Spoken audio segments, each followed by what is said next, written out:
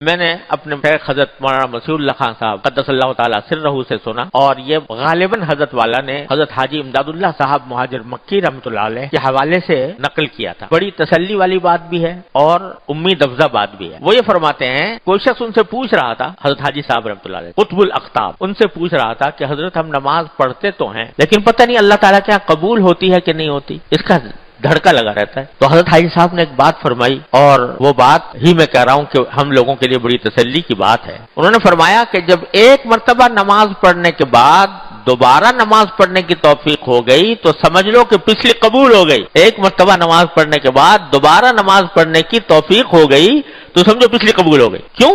اس لیے کہ اگر قبول نہ ہوتی تو دوسری نماز کی توفیق نہ ہوتی۔ وہ جب باری تعالیٰ فرما رہے ہیں کہ تقوی حاصل کرنے کا اور میرا قرب حاصل کرنے کا راستہ کیا ہے؟ نیک عمل ہے۔ تو وہ نیک عمل ہوتا ہے تو مزید تقوی تھوڑا سا پیدا اور ہو جاتا ہے، اس کے نتیجے میں دوسرا عمل کرنے کی توفیق ہو جاتی ہے۔ تو اس واسطے یہ ایک سلسلہ منتقل، لوگ کہیں دور ہے، یہ تسلسل ہے، لیکن ہے در حقیقت یوں ہی کہ تقوی عمل صالح پر موقوف، عمل صالح تقوی پر موقوف، ہوتے ہوتے ہوتے ہوتے درجات بڑھتے چلے جاتے ہیں، یہاں تک کہ تقوی کا اعلیٰ مقام اللہ تبارک و تعالیٰ عطا فرما دے۔ تو حاصل کیا ہے کہ آدمی لگا رہے، مستقل لگا رہے، نیک عمل کرنے کے لیے لگا رہے۔